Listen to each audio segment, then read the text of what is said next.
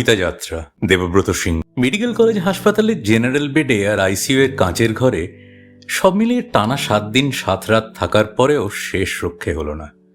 রোগটা কিন্তু তেমন কিছু না, হাঁপের রোগ, ডাক্তারিতে যাকে বলে অ্যাজমা। ফি বছর শীত এলে যেমনটা হয় আর কি, তাই নিজে থেকে তিনি যেতে চাননি হাসপাতালে। বাড়ির লোকেরা জোর করে দিলে ভর্তি করে। কি অদ্ভুত মানুষ, হাসপাতালের বেডে শুয়ে, এমনকি আইসিইউ এর কাঁচের ঘরে অক্সিজেনের মাস্ক পরে দিনরাত বিড়বিড় করে উড়ে গেছেন কবিতা। ভিজিটিং আওয়ার্সে দেখা করতে এলে মুখ ঝামটা দিয়েছেন তার সহধর্মিণী, টাউনের বিনোদিনী গার্লসের বড়দিমণি। তুমি এখানেও সেই ছাইবর্ষ করতে লেগেছ? ছি, কোথায় একটু চুপচাপ শুয়ে থাকবে তা না, বিড়বিড় করে সমানে নেড়ে যাচ্ছ ঠোঁট। তবু তার কবিতা বলা থামেনি, তবু তার কবিতা বলা দমেনি।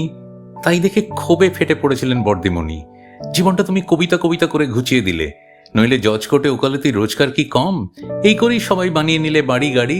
সেখানে তুমি কি করলে? একটা পোকায় কাটা কালো গাউন পরে ঠনঠনে রিক্সায় চড়ে বাড়ি থেকে কোর্ট আর কোর্ট থেকে বাড়ি করে গেলে। যাও বাজুর তো মক্কেল, সেও তুমি চেম্বারে বসে কবিতা ওড়ে খোয়ালে। কি কাজে লাগলো তোমার কবিতা? ছেলেরা সবাই মাথা হেট করে হাসপাতালের করিডোরে বসে। ছেলেরা সবাই বড়দিমণির ভয়ে সিটিয়ে আছে একপাশে।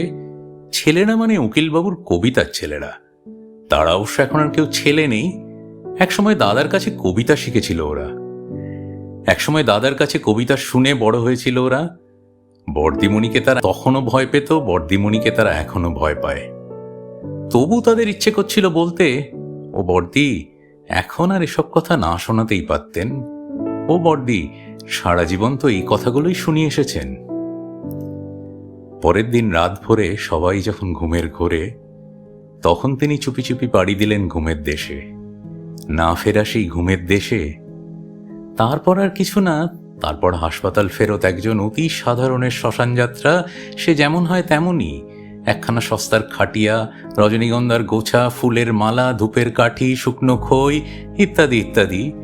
বড় রাস্তার মোড় ছাড়িয়ে অলিগলির ভেতর একতলা দালান বাড়ি, শানে বাঁধানো এক চিলতে উঠান, সেখানে তুলসী থানে শোয়ানো তার মরদেহ। লোকজনের ভিড় নেই তেমন, লোক বলতে কজন আত্মীয় স্বজন, তার সঙ্গে ওই ছেলেরা। তাদের মুখে কোনো রা নেই, তারা জটলা পাকিয়ে একপাশে আছে দাঁড়িয়ে। অন্য কিছু না, দাদার শেষ যাত্রায় কাঁধ দেবার খুব ইচ্ছে তাদের। সে ইচ্ছে থাকলে হবে কি, সামনে দাঁড়িয়ে তিনি বড়দিমণি। কি আশ্চর্য পাষাণ মহিলা, স্বামীর মৃত্যুতে কোনো শোক নেই, কান্না নেই, হাহুতাশ নেই, কিছুই নেই। দেখতে দেখতে সময় যাচ্ছিল গড়িয়ে। তার মাঝে কোমরে গামছা বেঁধে হাজির হলে পাড়ার শ্মশান যাত্রীরা। সঙ্গে খোল করতাল নিয়ে কীর্তনের দল। তারা উঠানে পা রেখে বল হরি হরি বল বলে খোল করতাল বাজিয়ে যখন ধরেছে কীর্তন, তখন হঠাৎ চেঁচিয়ে উঠলেন বড়দিমণি, থামো তোমরা থামো, এখন আর হবে না ওসব, এখন কবিতা হবে। এই ছেলেরা, বল না, তোরা চুপ করে দাঁড়িয়ে কেন? সেই কবিতাটা বল না দাদা, সেই কবিতাটা।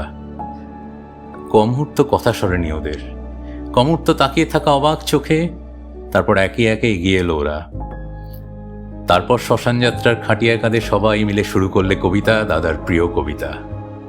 তখন বিনোদিনী গার্লসের বড়দিমণি চশমার কাঁচ মুছে নিজের চোখে দেখলেন, দিনের আলোয় একদম স্পষ্ট দেখলেন, চওড়া গোফের তলায় দুখানা ফ্যাকাশে ঠোঁট নড়ছে আশ্চর্যভাবে।